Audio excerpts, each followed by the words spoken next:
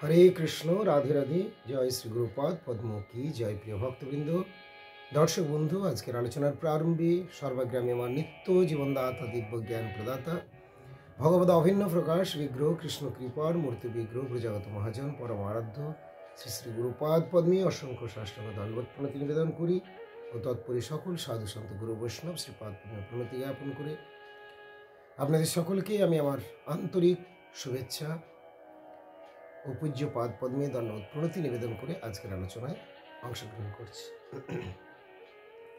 আজকে আমরা আলোচনা করব আসন্ন একাদশী সম্বন্ধে।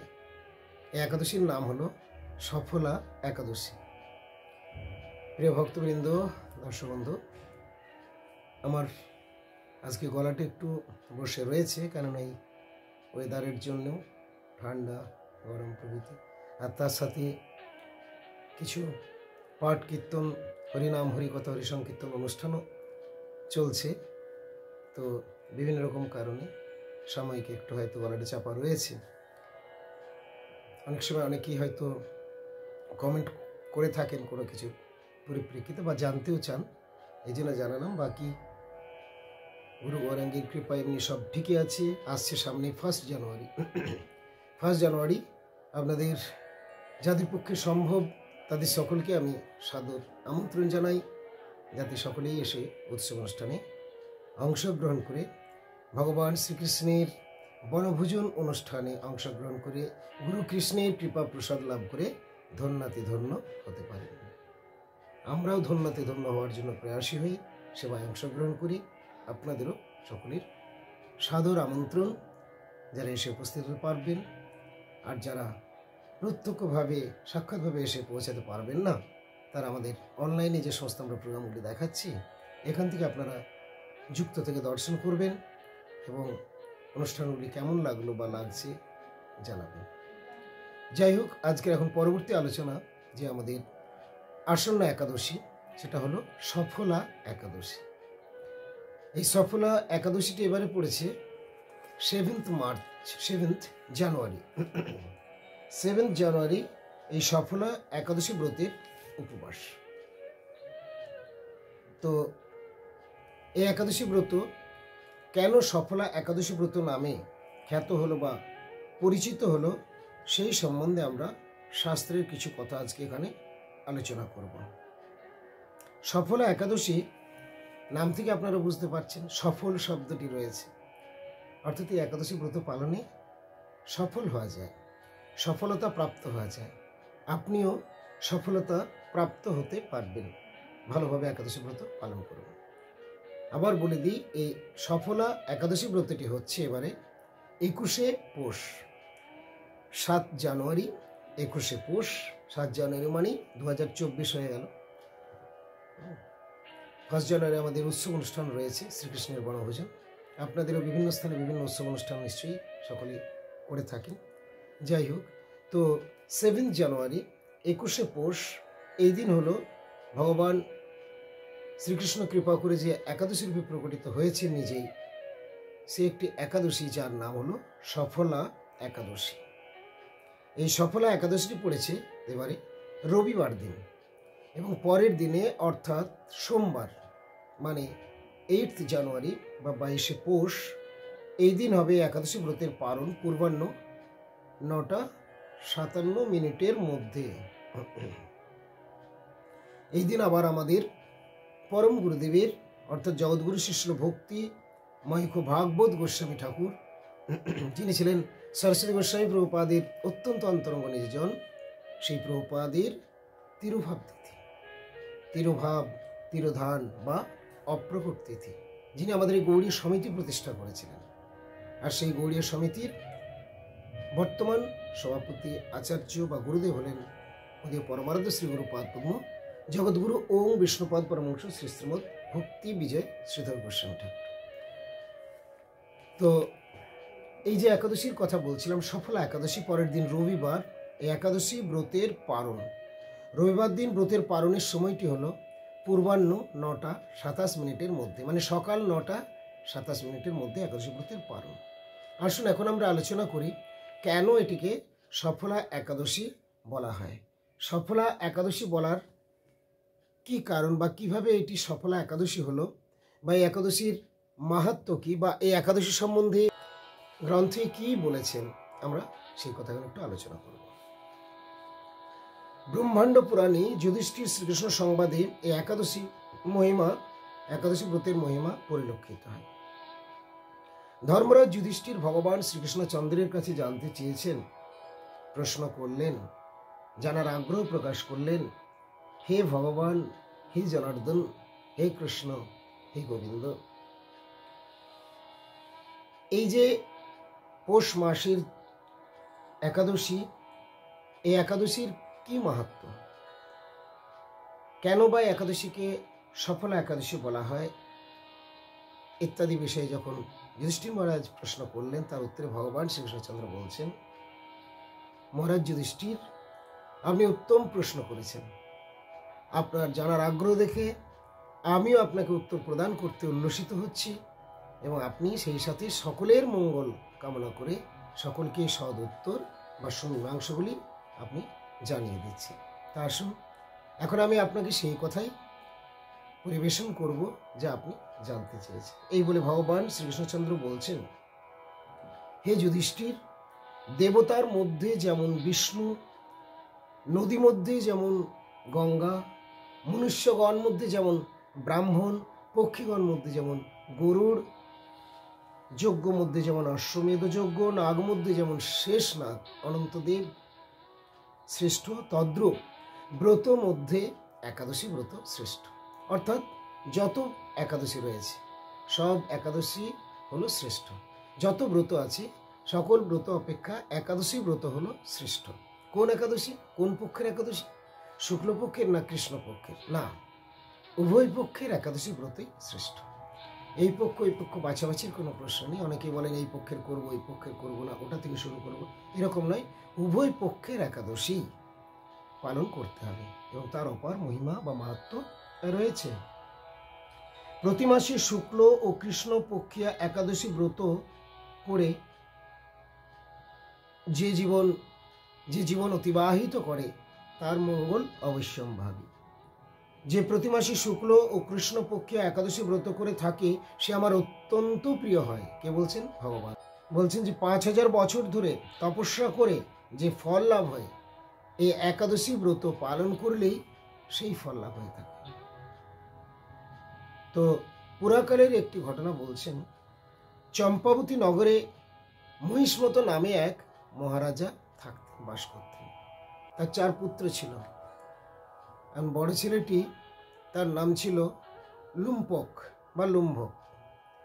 তো এই লুম্পক ছিল খুবই, মানে এক কথায় বলা যায় যে একটু অসৎ চরিত্রের, নেশা ভাঙ কোনো কিছুই তার বাদ থাকতো না, এবং দেব দ্বিজ প্রভৃতি তাদের নিন্দা বান্দা করা, সমালোচনা করা কোনো কিছুই বাদ দিত না। মানে খুব নোংরা, ধৃষ্ট, অসৎ প্রকৃতির ছিল। রাজার ছেলে, রাজপুত্র। তো একসময় রাজা তাকে রাজ্য থেকে বের করে দিলেন। সেই রাজপুত্র লুম্ভক এবারে কি করবে না, রাজ্য থেকে বিতাড়িত হয়ে সেই লুম্ভক বনে জঙ্গলে আশ্রয় নিল। বনে জঙ্গলে আশ্রয় নিয়ে সে রাত্রিবেলাতে চুরি ডাকাতি করতে লাগলো। দিনের বেলায় বনে জঙ্গলে আত্মগোপন করে থাকতো। এইভাবেই তার চুরি ডাকাতি করে সে নিজের ভরণ পোষণ ইত্যাদি চালাতো। কিন্তু এইভাবে যখন করতো চুরি ডাকাতি, একসময় কখনো কখনো ধরা পড়েছে, কেউ বা অল্প স্বল্প হয়তো তিরস্কার করে ছেড়ে দিয়েছে, কেননা সে হলো রাজপুত্র, রাজার ছেলে। তার জন্য রাজা তাকে বহিষ্কার করলেও রাজ্যবাসী সকলেই ততখানি উপেক্ষা করতে পারতো না, যতই রাজার ছেলে। তো এইভাবে দু একবার ছেড়ে দেওয়ার পরও আরেকবার যখন ধরা পড়েছে, শেষে কঠিন শাস্তিও তাকে দেওয়া হয়েছে। কঠিনভাবে শাস্তি দিয়ে শেষে একেবারে বিতাড়িত করার মতোই। এখন অবশেষে সে চিন্তা করলো, না, আমার আর লোকালয়ে যাওয়া যাবে না। সে তখন বনের মধ্যে দিন রাত্রি সময় সবটাই অতিবাহিত করতে লাগলো। তার ব্যভিচার, উচ্ছৃঙ্খল জীবন এবং খাওয়া দাওয়া ইত্যাদি বিষয়ে যখন যা পেত, পশু পক্ষী, কাঁচা মাংস ভক্ষণ ইত্যাদি, এইভাবেই সে তার নিজের জীবনকে অতিবাহিত করতে লাগলো এবং এক সময় একটা দিন সে কোনো কিছুই আবার খাবার সে সংগ্রহ করতে পারেনি। তো এইভাবে সে ক্লান্ত শান্ত হয়ে ঘুরতে ঘুরতে ঘুরতে ঘুরতে এক পিপুল বৃক্ষের নিচে এসে উপস্থিত হয়েছে। এখন সেই বৃক্ষে দেবতার অধিষ্ঠান জ্ঞানে অনেকেই সেখানে পূজা অর্চনা দিয়ে বা শ্রদ্ধা নিবেদন করে থাকেন। সেই বৃক্ষের পাশেই সে অর্থাৎ এই লুম্বক যে রাজপুত্র সে বিশ্রাম নিয়েছে। ক্ষুধায় তৃষ্ণায় সেখানে রয়েছে। পাশেই আবার হয়তো আরও অন্যান্য কিছু বৃক্ষ রয়েছে, সেখানে কিছু ফল পড়েছে বা সংগ্রহ সে করতে পেরেছে, কিন্তু সেই ফলগুলো নিয়েও সে এভাবে ধরে রেখে ক্লান্ত শান্ত হয়ে সে আর নড়াচড়া যেন করতে পারছে না। তো তাই ভগবানকেই অর্পণ করলেন যে হে ঠাকুর, আজ আমার কি ক্ষতি, কি অবস্থা, আমি আর কিছুই করতে পারছি না। ক্ষুধায় তৃষ্ণায় শরীর অচল, আর নিজের অনেক আমি দুষ্কর্ম করেছি প্রভু। ঠিক অনুশোচনা হচ্ছে হাতে ধরে ফলগুলো। সে হয়তো ভগবানকে সেভাবে নিবেদন করেনি, কিন্তু অটোমেটিক তার ভাব অনুসারে সেটা ভগবানের কাছে নিবেদিত হয়ে গেছে। ভাগ্যক্রমে সেই দিনটি ছিল একাদশীর দিন। এই একাদশী ব্রতটি তার এইভাবে কিছু না খেয়ে উপবাস করা হয়ে যায়, ফলগুলো নিয়ে তার ব্রতটি পালন করা হয়ে যায় এইভাবে। পরের দিন প্রত্যুষে যখন সূর্যোদয় হচ্ছে, তারপরে সে পুনরায় সেখানে প্রভু পাদ পদ্মে, ভগবত পাদ পদ্মে প্রণতি নিবেদন করছে। নিজের ইচ্ছা বা অনিচ্ছায় বলুন, অজ্ঞাত স্বরে বলুন, যেভাবেই হোক এই ব্রতটি কিন্তু পালন হয়ে যায় লুম্বকের। দেখুন, একাদশী ব্রত যদি কোনো না কোনোভাবে পালন হয় কত ফল দেখুন। পরের দিনে প্রত্যুষে বা সূর্যোদয় হলেই এরপরে তার ব্রত ঠিক সমাপ্ত হয়েছে, সম্পূর্ণ হয়েছে। দৈববাণী হচ্ছে, লুম্পক তুমি ধন্য, তুমি একাদশী ব্রত পালন করেছ। এই ব্রত পালনের ফলে তোমার উদ্ধার হলো, সমস্ত পাপ তাপ সব দূরীভূত ভস্মীভূত হলো এবং তিনি মঙ্গল নিত্য কল্যাণ লাভ করতে পারলে, তুমি ধন্য হলে। এই ব্রত পালনে যে কোনো কারণে তার ঊর্ধ্বগতি হয়েছিল। এই ব্রত পালনের ফলে যে কোনো কারণে, মানে সে হয়তো ইচ্ছা করে ভক্তি সহকারে ব্রতটা পালন করেনি, কিন্তু কোনোভাবেই তার ব্রতটা পালন হয়ে গেছে। কিন্তু তাতেও ভগবান এত কৃপা করেছিলেন। দৈব বাণী হলো, এক দিব্য ঘোড়া এসে উপস্থিত হলো, লুম্পক তুমি তোমার বাবার নিকটে ফিরে যাও এবং রাজ্য উপভোগ করো। তাহলে দেখুন, রাজামশাই বিতাড়িত করেছিলেন, এখন তার প্রতি এতই কৃপা হলো, এক দিব্য ঘোড়া এসে উপস্থিত হয়েছে এবং সেখানেই তাকে দৈব বাণী হচ্ছে যে তুমি ফিরে যাও লুম্পক, আর তোমার বাবার কাছে ফিরে যাও, তুমি রাজ্য উপভোগ করো। লুম্পক তার পিতার নিকট হতে রাজ্যভার গ্রহণ করে সুন্দরী স্ত্রী ও সৎপুত্র নিয়ে দীর্ঘদিন রাজত্ব করে ইহলোকে যশ ও অন্তে মুক্তিপদ পেয়ে ভগবত কৃপা আশীর্বাদ লাভ করে ধন্য হয়েছে। সফল হয়েছিল তার জীবন। যতই ভয়াবহ হোক, যতই দুর্বিষহ হোক, যতই দুঃখময় কষ্টময় জ্বালা যন্ত্রণায় ভরপুর হোক না কেন, যদি একাদশী ব্রত করেন মহামঙ্গল লাভ হবে। সফল একাদশী ব্রত পালন করলে আপনি সফল হবেনই, আপনার যাবতীয় বাধা বিপত্তি দূরীভূত হবে।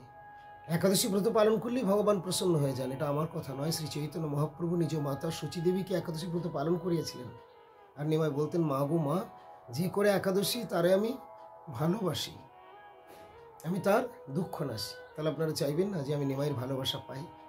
আপনারা চাইবেন না আমি ভগবানের ভালোবাসা পাই? আপনারা চাইবেন না আমি গুরু গৌরাঙ্গের ভালোবাসা, স্নেহ দৃষ্টি, শুভ দৃষ্টি, কৃপা দৃষ্টি পাই? তাহলে তাদের সুখের জন্য যদি আমরা কাজ করি, তাদের আনুগত্য যদি আমরা স্বীকার করি, যা তারা ভালোবাসেন আমি বা আমরা যদি সেই কার্য করি, তাহলে অবশ্যই আমাদের প্রতি তাদের স্নেহ ভালোবাসা সবই বর্ষিত হবে, আমরা ধন্য হতে পারব। মা গো মা, ও গো সচী মা, যে করে একাদশী তারে আমি ভালোবাসি মা, যে করে একাদশী তার আমি দুঃখ নাশি। এই বলে সুন্দর আমরা কীর্তন করে থাকি। আপনারা সকলেই একাদশী ব্রত অবশ্যই পালন করুন। এই পক্ষ ওই পক্ষ নয়, উভয় পক্ষের অর্থাৎ শুক্লপক্ষ কৃষ্ণপক্ষের উভয় একাদশী ব্রতই পালন করুন। যদিও এটা হলো পৌষ মাসের কৃষ্ণপক্ষিয়া একাদশী।